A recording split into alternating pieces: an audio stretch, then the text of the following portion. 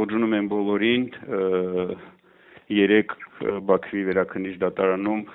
տեղի ունեցավ նախնական դատական նիստ կապված մեր բողոքարկման հետ։ Փետրվարի 5-ի Բաքվի ռազմական դատարանի վճիռը մենք բողոքարկել ենք եւ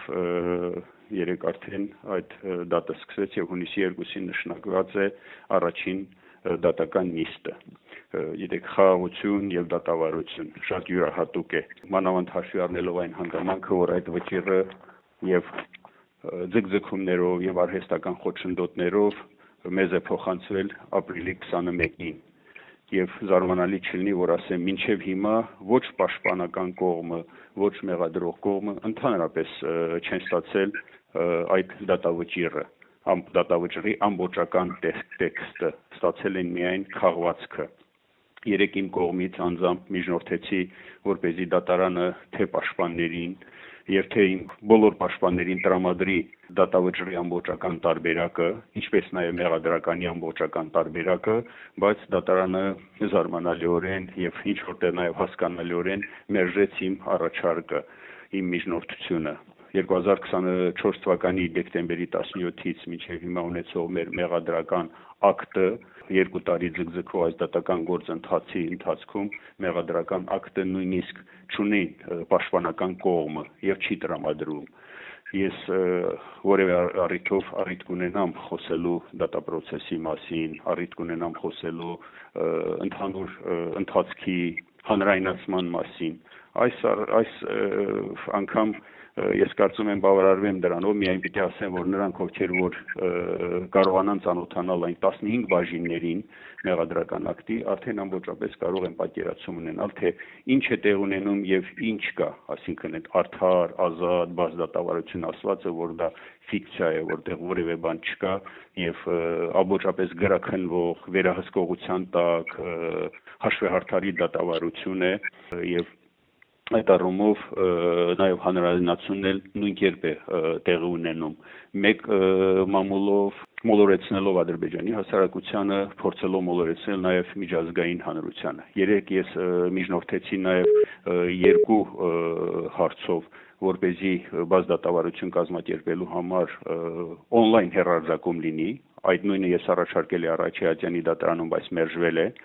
Երեկ էլ առաջարկեցի մերժվեց եւ երկրորդ առաջարկս այն էր, որ այն լրատվամիջոցը ԱԶՏՎ-ի, որ ներկայ է լրատվամիջոցի ներկայացուցիչներին, որպեսզի դատարանը արգելի դատական նիստերի ներկա գտնվելուց իրենց ապատեղեկատվության եւ մանիպուլատիվ գործողությունների համար նույնպես դատարանը մերժվեց։ Ինչևիցե, այս հարցը թողնենք մի կողմ, կարծում եմ, այստեղ ոչ անհայտ կարևոր պաշտպաններից մեկը, որ իր խոսքի ընթացքում բարձրաձայնեց, չհամբերեց պարզապես սպորտկաց եւ ասաց, որ մենք մեր սերունդների առջեւ ամաչելու ենք այսպիսի դատավարություն կազմակերպելու համար։ Դա էր ամբողջ գնահատականը։ Իսկ ընդհանուր առմամբ պիտի ասեմ, դա տրագիկոմեդիա է եւ Ֆրանց Կաֆկան կերազեր ներկա գտնվելու այդ դատավարությանը եւ դա ներշնչանք կլներ, որպեսզի նա գրի մի նոր ստեղծագործություն կամ էլ իր հայտնի դատավարություն ստեղծագործության երկրորդ բաժինը։ Հաջորդը, որ ես ուզում եի խոսել, դա մարդու իրավունքի պաշտպանին իմ բանավոր դիմումն է, որ մայիսի 6-ին ես բանավոր կերպով դիմել եմ Հայաստանի Հանրապետության մարդու իրավունքի պաշտպանին, որպեսզի նա որևէ ձևով ստանա եւ իմ ընտանիքին փոխանցի մեր դատավճռի ամբողջական հայերեն եւ ադրբեջաներեն տարբերակը։ Նույն խնդրանքը ես փոխանցել եմ նաեւ Ադրբեջանի օմբուդսմենին, ով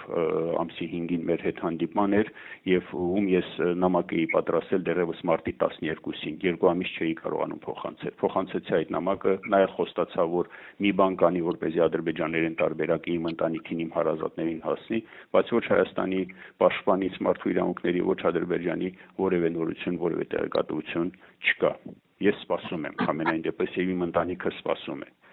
Իսկ դատավարության հետ կապված պիտի ասեմ, դա ձգձգող եւ քաղաքական գործընթացներին համապատասխանեցնող դատավարություն է եւ զարմանալի չէ, որ ես հիմա մինուտի մասին պիտի խոսեմ, որ կարծում եմ հանրության համար էլ դա հասկանալի կլինի։ 2-3 ամիս երբ որ մենք այստեղ էինք դեռևս 2024 թվականի հունվար փետրվար ամիսներին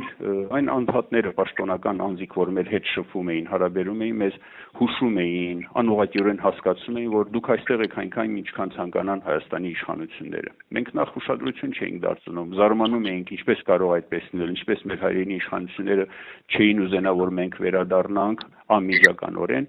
բայց այսօրվա տեսանկյունից արդեն ամեն ինչ պարզ է եւ հասկանալի, որ ցավոք այդպես է, ցավոք զարգացումները եւ այս դատավարության գործընթացը քաղաքական զարգացումներին, այդ թվում Հայաստանում տեղ ունեցող քաղաքական զարգացումներին համապատասխանեցնելու առումով մեզ ուրիշ կարծիք չի թողնում, որպեսզի ուրիշ կարծիք ունենանք, այլ այդ կարծիքը դառնում է համոզմունք։ Հատկապես վերջին զարգացումների վրա, երբ որ ղարաբաղցիների հասցեին ինչ-որ, այսպես ասած, իրականությանը չհամապատասխանող բաներ է փոխանցում, ես չեմ ուզում իջնել այդ մակարդակի, բայց երբևէ առիթ կլինի, պարզապես պիտի ասեմ բոլորի համար էլ պարզ է, թե ով է մեղավորը, ով եւ ում, այսպես ասած, գործունեության արդյունքում այս ամենը տեղի ունեցավ։ Ինչևէ, 3 տարի է, մենք այստեղ ենք, մոտավորապես 3 տարի է, պիտի ասեմ, ոչ սկզբունքայնությունը, ոչ ողջախոհությունը, ոչ ոգու եւ ոչ կամքի ուժը մեզ չեն լքել եւ չեն դավաճանել այսուհետ էլ այդպես է լինելու։ Ցավալի է ինչ որ կա, բայց մենք շարունակելու ենք մեր ընդհանուր որդեգրած գիծը։ Ես պիտի առիթը օգտագործեմ շնորհակալություն հայտնեմ բոլոր այն մարդկանց, բոլոր այն կառույցներին, այն կազմակերպություններին, ովքեր իրենց ջանքերն են գործադրել, որոշումներ կայացրել, հայտարարություններ արել, որպեսզի մեզ անհապաղ ազատեն, այդ բոլոր կառույցները, կազմակերպությունները, անհատները համոզված են, որ մենք անմեղ ենք եւ անմիջական պետք է վերադառնանք մեր ընտանիքների կողքը։ Ուզում եմ նաև առիթը օգտագործել իմ ժողովրդին շնորհավորել մայիս 28-ի առիթով հայոց պետականության վերականգնման օրվա առիթով եւ ցանկանալ իմ ժողովրդին ոգու, կամքի եւ միասնության ուժ։ Պինդ եղեք առայժմ